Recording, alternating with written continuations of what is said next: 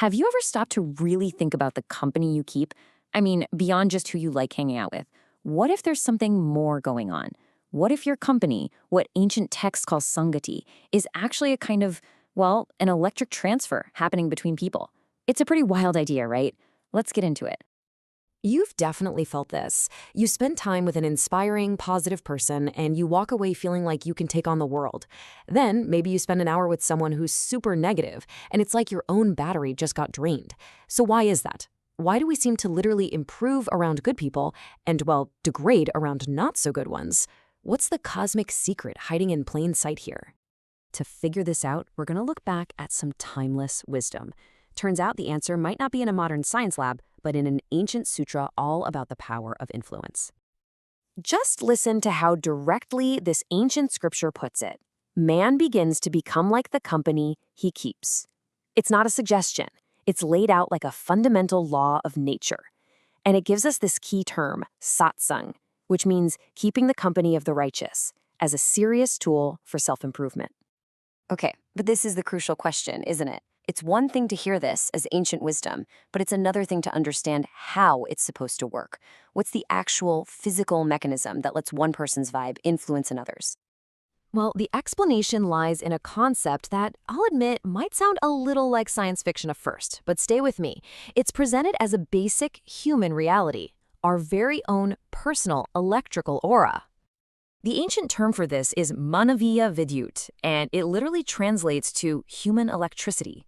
The idea here is that our bodies are constantly radiating a subtle physical energy.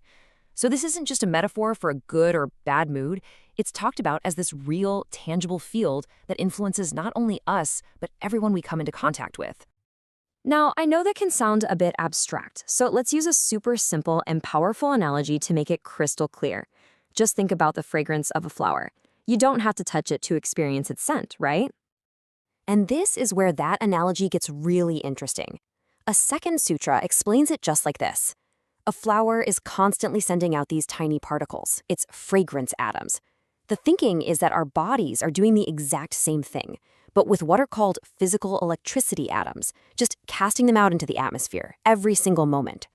Okay, so let's break down how this whole aura of influence thing actually works.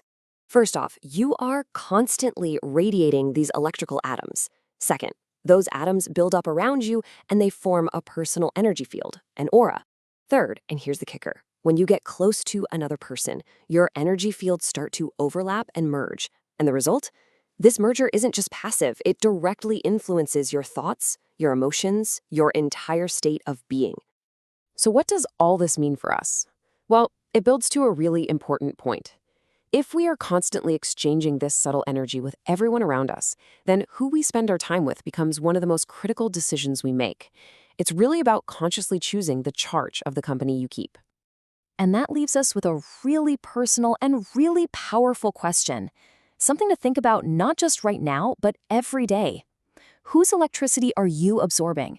Is it lifting you up, or is it pulling you down? So what's the big takeaway here? Your company, your sangati, isn't just a social thing. It's viewed as a literal scientific energy transfer. Your body radiates this human electricity, or manvya vidyut, which creates an aura that merges with others. The bottom line? To transform your life, you have to consciously choose your company, your satsang, and really get how much power that choice holds over your own energy. And by the way, all of these profound ideas come from the book Manvya Vidyut Ke Chamatkar, which means Miracles of Human Electricity by Yugarishi Pandit Sriram Sharma Acharya. It's a totally fascinating perspective that blends ancient wisdom with a unique kind of spiritual science. It definitely makes you think about the people you connect with in a whole new light.